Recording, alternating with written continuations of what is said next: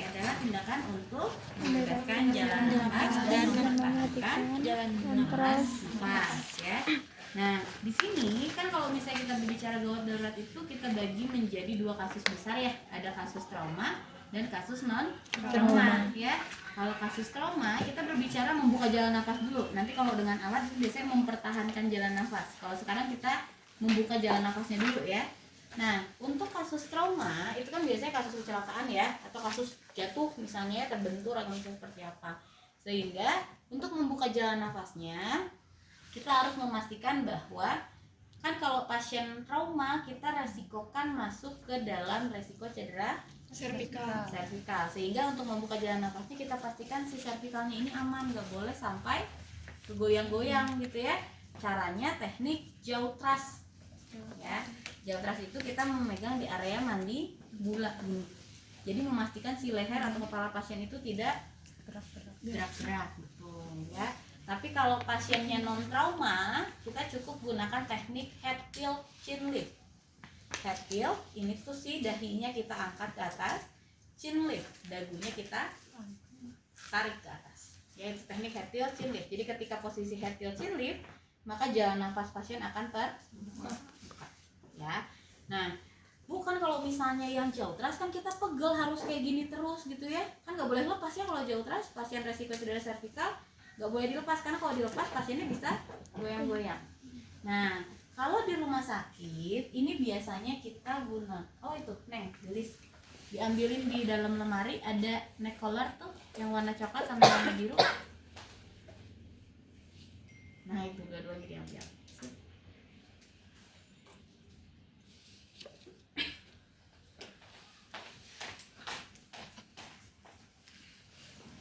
Nah ini namanya neck collar. Ada yang pernah lihat?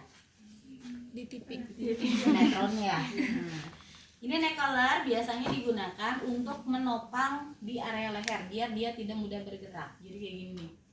Jadi antara dagu sama dada itu nggak akan bisa nempel ya, sehingga ngalir pun istilahnya gitu ya harus sama badan-badannya, nggak bisa kepalanya aja ya. Nah pada pasien yang cedera kepala servikal itu kita pakai ini biasanya kalau misalnya sudah di rumah sakit ya. Ini bisa di adjust, jadi kan leher pasien itu beda-beda ukurannya ya. Kalau misalnya yang panjang lehernya Bu kalau pakai ini dia masih bisa bergerak, ya udah kita adjust turunin biar dia lebih panjang. Nah ini bisa dibuka sini.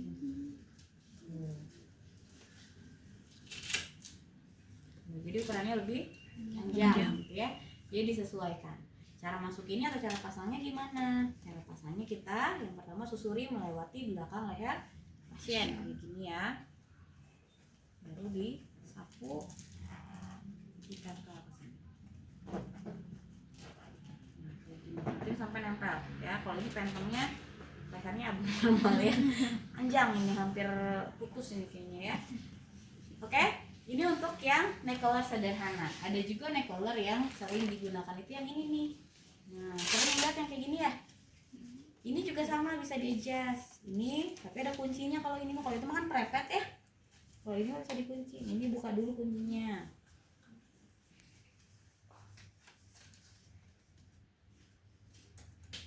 Nah, ini indikator merahnya kalau mau dinaikin tinggal kita naikin dulu. Misalnya sampai sini ya. Yang ini juga sama, kita naikin sampai ke sini. Kan jadi panjang ya.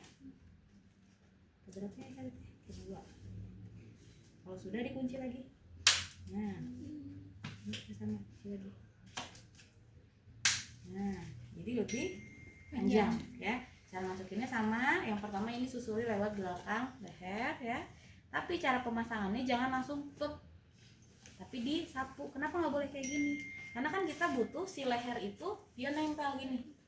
Kalau di kayak giniin belum tentu dia nempel ya, tapi harus disapukan. Kalau disapukan itu di sini kan disapu ke dada ya, ini sampai menuju ke dagu. Baru dipatah nih ya, kayak gini ya.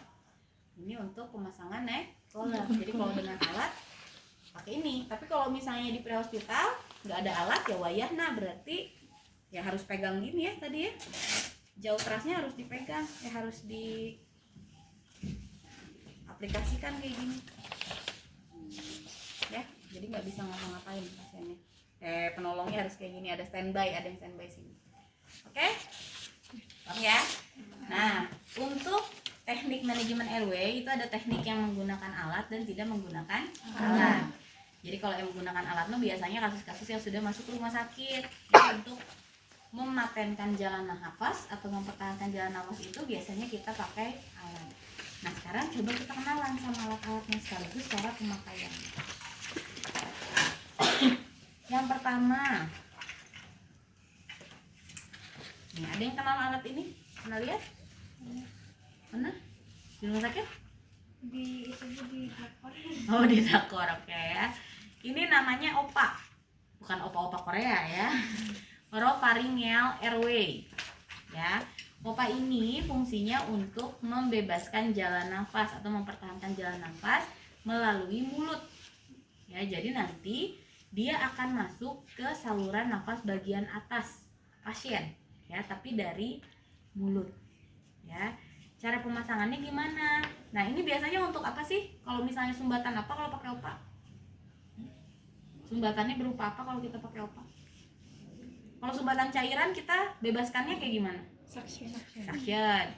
Kalau sumbatannya benda, Yang pasiennya di rumah sakit. Kalau benda kita lihat dulu, ini bendanya apa ya yang masuk gitu ya.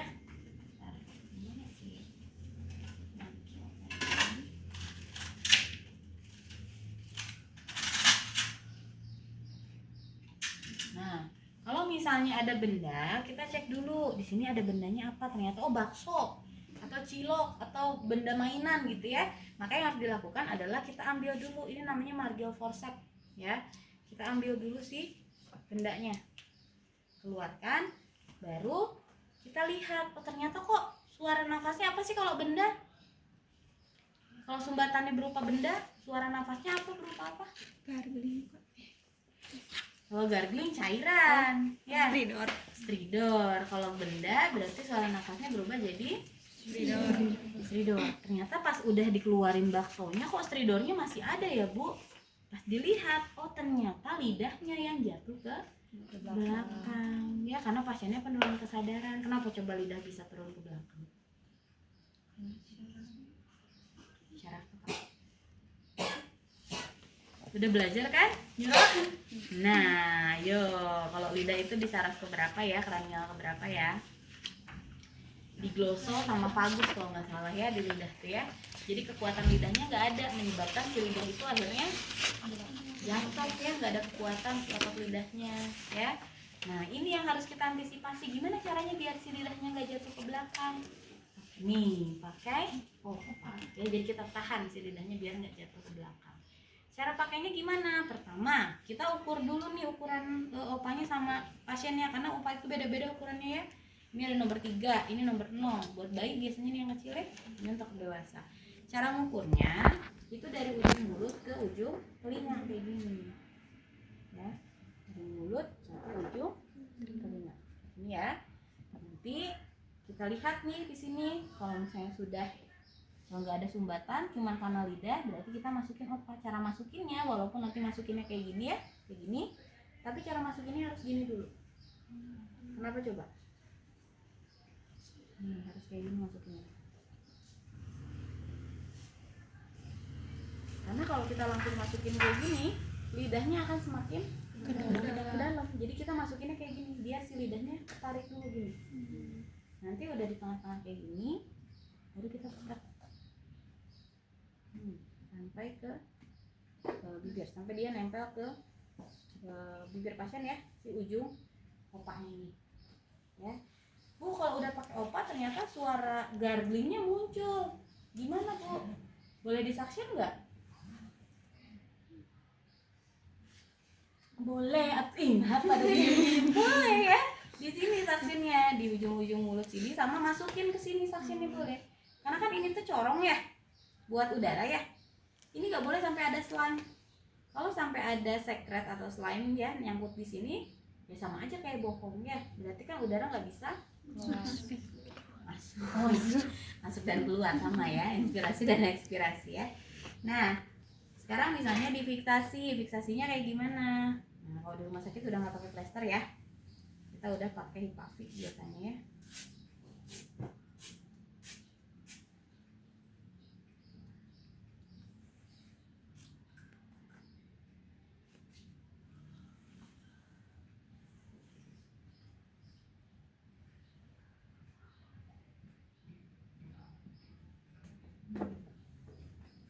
Kalau misalnya dirasa masih longgar gitu ya, dia beresiko untuk lepas, kita pasang sebaliknya.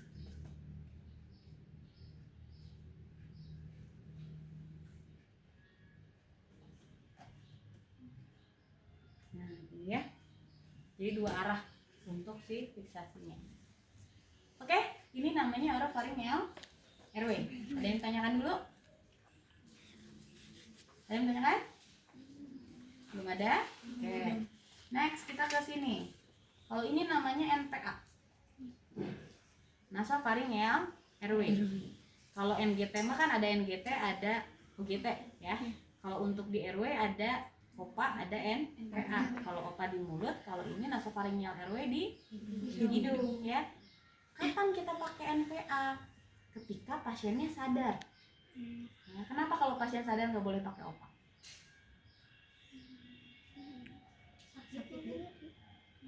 Sakit. Terus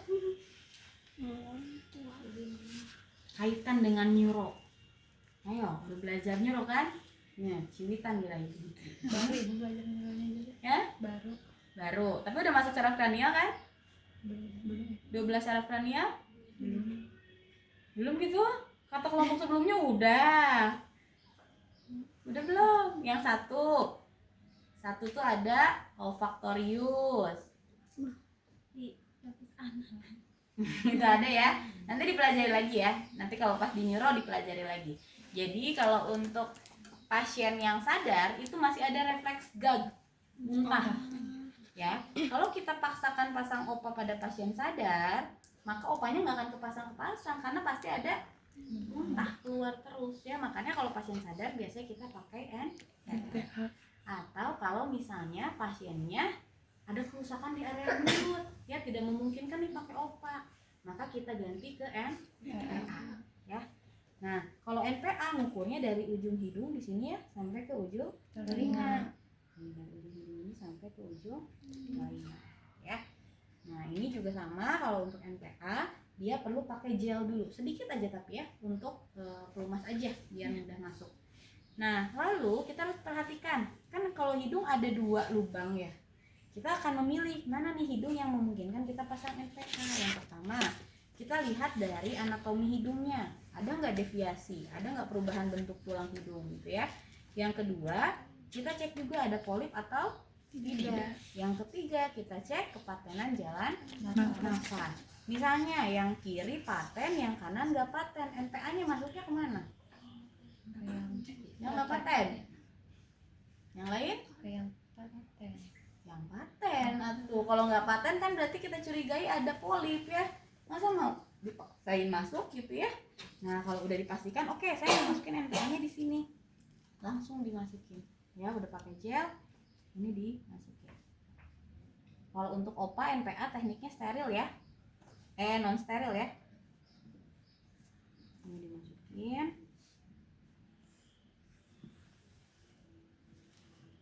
Sampai ini nempel. Ini pentemnya nggak masuk ya. Ini sampai ke hidung nempel. Kayak masukin NGT ya. Cuman kan kalau NGT itu panjang masuk ke paru-paru ya. Ke paru-paru, ke lambung ya. Kalau ini mah enggak. Dia mah cuma sampai batas saluran nafas atas. Jadi nggak masuk ke lubang pencernaan, nggak masuk ke lubang pernafasan. Ya, jadi cuma sampai bagian atas aja. Ya. Fungsinya sama, NPA dan OPA adalah untuk mempertahankan jalan nafas agar tetap terbuka. Ya. Paham sampai di sini? Paham ya? Nih, satu lagi menganalogikan sebelum kita ke alat selanjutnya. Untuk NPA dan OPA itu ibaratnya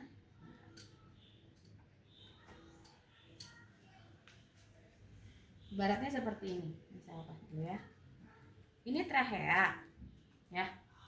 Kalau OPA sama NPA dia mah cuman sebatas sampai sini aja, nggak nempel ke trachea, nggak masuk ke trachea ya, dia cuman membebaskan jalan nafas sampai sini. Jadi udaranya kan dia sudah tidak memungkinkan masukin udara dari hidung pasiennya, makanya dibantu pakai alat ini biar si udara bisa sampai ke sini. Ini trachea ya, jadi masih memungkinkan udara masuk ke trachea, bisa juga udaranya masuk ke saluran cerna ya gitu. Tapi ya memungkinkannya ke sini karena kan kalau kita juga nafas dari hidung ya, jadi pasti masuk ke saluran nafas. Oke. Nah sekarang ada kasus misalnya pasiennya kecelakaan, mulutnya hancur, hidungnya hancur, tidak memungkinkan pakai OPA dan NPA. Kumaha tah kalau kayak gitu? Apa? Tracheostomi ini udah terpasang ya, kita ambil jalan pintas nih. Kalau misalnya NPA OPA udah nggak memungkinkan, ya udah kita pasang tracheostomi. Tapi untuk tracheostomi pembedahannya kita dilakukan oleh dokter. Kita hanya melakukan perawatan. Udah pada lulus kan? Udah. Tekniknya apa kalau perawatan tracheostomi? Steril ya. Nah kalau tracheostomi dia sistemnya itu jalan pintas atau bypass, jadi langsung ke trachea. Kalau tadi kan OPA sama NPA mah cuma sampai atas gini ya. Kalau tracheostomi dia masuk ke trachea. Makanya kenapa ketika perawatan harus steril ya, dalamnya dibersihin karena tadi dia langsung masuk ke trachea. Jadi ketika diberikan oksigen dari sini, udaranya langsung masuk ke paru-paru. Ya, kebayang sampai sini ya? Kebayang. Oke. Alat yang ke berapa sekarang teh? Tadi udah 3 ya, sekarang ke 4. Nah, keempat. Di sini ada namanya LMA. LMA, laryngeal mask airway. Ya. Nah, kalau tadi kan OPA NPA mah ngegantung ya.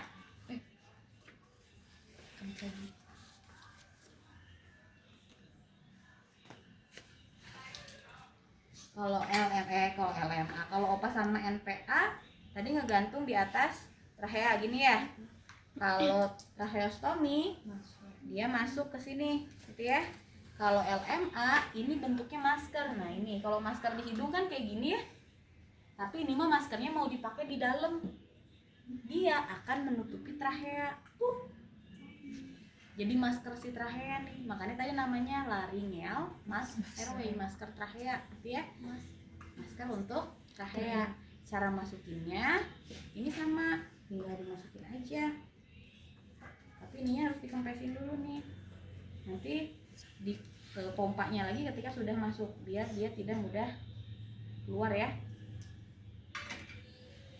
Ini juga ada ukurannya, tapi kalau ini biasanya dari berat badan ya, 30 sampai 50, nanti menyesuaikan aja ya. Ini nanti tinggal dimasukin. Kan kalau mulut manusia asli mah kalau kalian ngaca kelihatan ya si trachea tuh ya, jadi tinggal dimasukin aja. Ini biasanya pada pasien gak sadar juga, karena kalau pasien sadar pasti ada refleks. Nah, ini dimasukin aja ke dalam. Nah, pentingnya nggak ini ya, bukan untuk ya sok kenapa pusing? Oh sok duduk aja. Nah kalau udah masuk baru kita isi dengan udara biar nggak mudah lepas ya. Ini LMA, laryngeal mask airway. Paham sampai sini ya?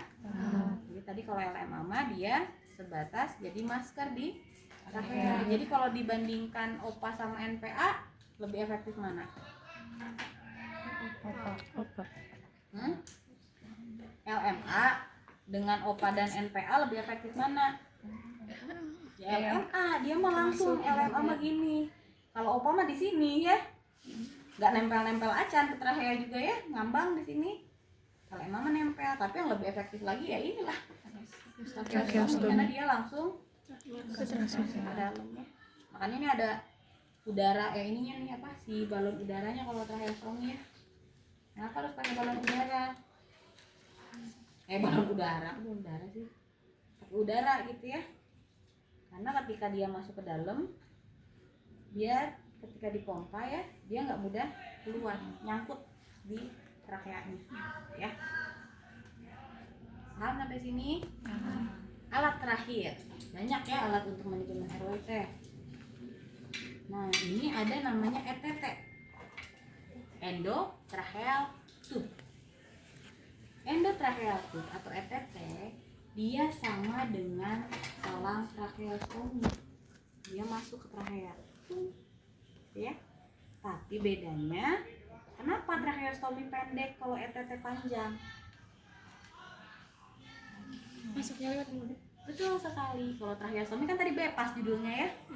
Potong di sini langsung jalan pintas ya.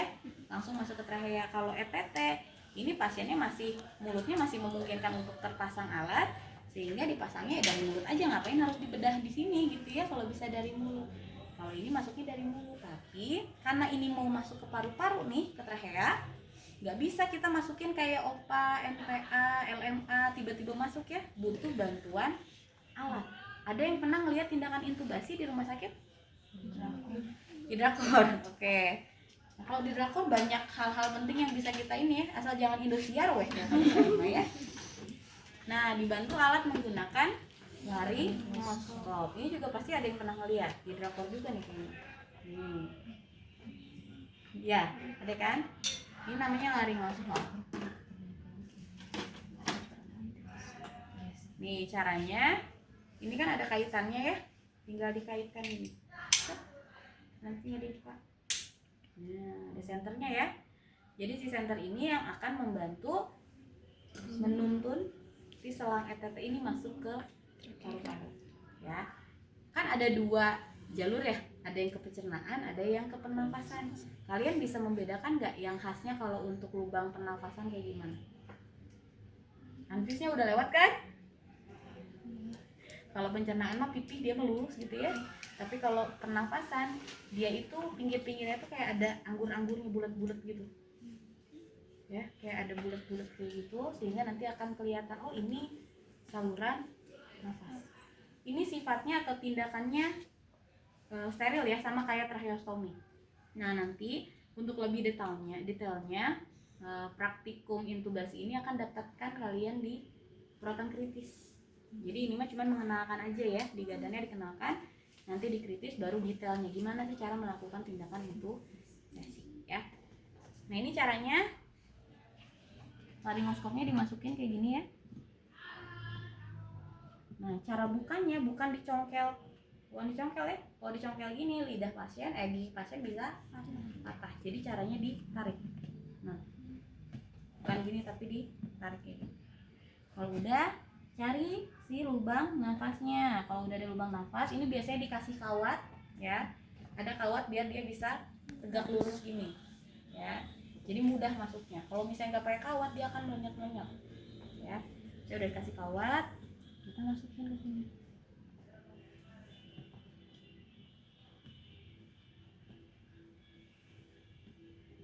Ya, lepas. Ini jangan dimasukin semua ya.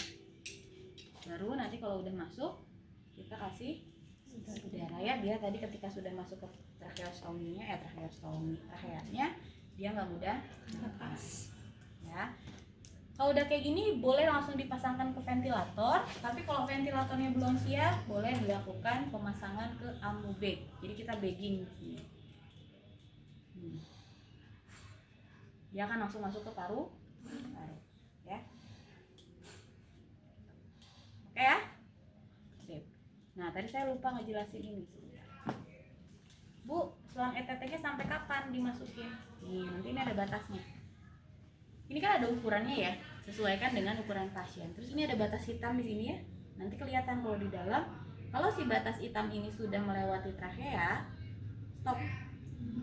Ya. Kita sampai sini aja. Jadi pasti nanti pasiennya itu selang itu akan ngegumpai segini. Akan keluar. Karena kan ini masuk ke ke mulut ya. Ini masuk ke trachea, sisanya di sini dia akan ngambang kayak gini. Nanti kalau disambungin ke ventilator, itu disambungin pakai selang yang tahu nggak yang prek gitu gini. Nah, yang kayak gitu ya. Nah, itu disambungin ke ventilator. Tapi kalau ventilatornya belum ready, misalnya karena di IGD Parbut pasiennya banyak gitu ya. Ya tadi wayahna pakai bagging, terus pakai bagging. Begitu. Sampai di sini ada yang tanyakan? Bisa paham ya? Jadi tadi ada apa aja Sena alatnya teh untuk manajemen RW teh? NPA, LLA, tracheostomy. Nah ini untuk tracheostomy sama ETT ini sifatnya steril ya karena dia masuk ke trachea ya. Kalau LMA, NPA, OPA dia bersih karena cuma di bagian luar saja, nggak sampai masuk ke paru. Ya, paham sampai sini ya? Oke, nah itu untuk manajemen RW dengan alat. Satu lagi ada manajemen RW tanpa alat. Biasanya di prehospital. Kasus apa ya yang sering terjadi? Yang harus kita bantu nih untuk membebaskan jalan nafas? Kasus tersedak, ya. Pernah ada yang pernah keselak? Nah, keselak atau tersedak tuh ada dua jenis ya, ada yang darurat, ada gawat darurat, ada yang tidak gawat darurat. Kalau yang gawat darurat itu yang sampai sesak nafas. Kalau kalian tersedaknya kayak gimana? Iya lagi. Sesak mermen, terus air ya, atau misalnya nasi tiba-tiba keluar dari hidung. Itu mah peres paling gitu ya, tapi itu nggak berbahaya selama tidak menyebabkan sesak nafas. Atau kalau bahasa Sunda mah ada melag ya. Nah, masuk ke dalam saluran cerna itu mah cuman nyangsang gitu ya. Makanya pas diminumin baru aja enak gitu ya. Nah, kalau tersedak mah dia masuknya ke saluran nafas yang menyebabkan si pasien ini nggak bisa bernafas ya. Nah, untuk teknik manajemen RW tanpa alat ini kita sebut dengan namanya teknik Heimlich maneuver. Mana saya spill waktu itu di kelas ya. Nah, Heimlich maneuver ini adalah salah satu teknik untuk manajemen RW di prehospital tanpa alat dengan 3 cara. Yang pertama ada namanya abdominal thrust, yang kedua ada chest thrust, yang ketiga ada back blow. Kalau abdominal thrust ini dilakukan pada pasien dengan kondisi sadar dan biasanya bisa berdiri pasiennya, gitu ya. Kalau untuk yang chest thrust ini pada pasien yang tidak sadar. Sedangkan untuk back blow untuk bayi ya. Nah, ini biasanya dilakukan sesuai dengan kondisi pasiennya. Kita kasih contoh untuk abdominal thrust dulu ya. Kita bahas abdominal thrust. Nah, Nova sini Nova. Nih, saya lagi ke baso sama Nova nih ya. Kita teh ngebaso teh dari seserian gitu ya. Ayah saya masih seserian, tiba-tiba Nova gak ada suaranya gitu ya. Nah, berarti kan tersedak ya, kemungkinan ada baso yang nyangkut di jalan nafas Nova. Mau diapain Novanya? Abdominal thrust. Digimanain abdominal thrust teh? Ditekan di ulu hati. Oke. Ada yang mau nepuk-nepuk ini? Enggak. Kenapa nggak boleh ditepuk? Makin dalam. Betul, makin turun ya. Nah, kalau ada yang tersedak, Nova kan udah bisa ngapa-ngapain ya. Kita kan perlu inform konsen ya. Tapi ngelihat kondisi, kalau kayak gini jangan nanya Nova kenapa, Nova kenapa gitu, karena udah jelas Novanya tersedak ya. Kalau ada kondisi seperti ini langsung ambil posisi, tempatkan pasien di depan penolong ya. Nah, nanti kakinya dibuka sedikit Bu. Nah, nanti penolong masukin satu kaki di antara kaki pasien ini ya. Nah, nanti baru ambil posisi. Nah, ambil posisi kayak gini, tangannya itu kayak gini. Nanti ini yang akan makan ke abdomen pasien ya. Ini ya, di abdomen. Berarti abdomen itu di mana sih? Di bawah PX. Jangan di PX ya, di bawah PX. Berarti di perut gitu ya. Ditekan. Jangan asa-asa ya, makannya jangan cuman gitu ya. Tuk, sampai si pasien itu biasa sampai bungkuk. Nanti kita bantu untuk jadi tekan sampai didorong ke atas. Tekan dorong ke atas. Ya, sampai benar-benar keluar sumbatannya. Nah, itu ya kalau untuk abdominal dengan kondisi pasien sadar dan bisa berdiri. Tapi misalnya kebalikan, tadi saya lagi makan bakso sama Nova, yang keselak saya, kondisi saya lagi hamil, boleh nggak abdominal thrust? Nggak boleh. Nah, jadi kalau ibu hamil gimana Bu? Bukan berarti nggak ditolong ya. Kita tolong posisikan dengan samakan dengan posisi chest thrust nanti. Jadi disamain sama pasien nggak sadar kalau ibu hamil, ditidurkan posisinya, ya. Kalau pasien obesitas, nggak bisa juga ya. Boro-boro neken nyampe aja enggak misalnya ya. Jadi sama pasien ibu hamil atau obesitas kita perlakukan sama dengan pasien yang tidak sadar, dilakukan tindakan chest thrust. Ya. Kalau chest thrust kayak gimana? Oke, Nuno. Tadi abdominal ya, udah kebayang ya? Kalau chest thrust itu kan pasiennya ditidurkan ya. Nah, kita penekanannya di area PX, processus siboideus ya, di PX. Kalau tadi kan abdomen, kalau ini PX. Nah, teman-teman nanti akan bisa membedakan. Di prasat ketiga kan kita akan belajar RJP ya. Nanti harus bisa ngebedain apa bedanya RJP dengan chest thrust. Ya, sekarang kita chest thrust dulu, nanti di RJP baru kita evaluasi ya. Nah, kalau untuk chest thrust kita posisikannya di PX. Tangannya kayak gini aja. Posisi penolong ada di atas pasien ya, kita boleh naik ke atas pasien. Jadi sejajar sama pasien kayak gini. Ini tekan di area PX, ditekan sambil didorong ke atas.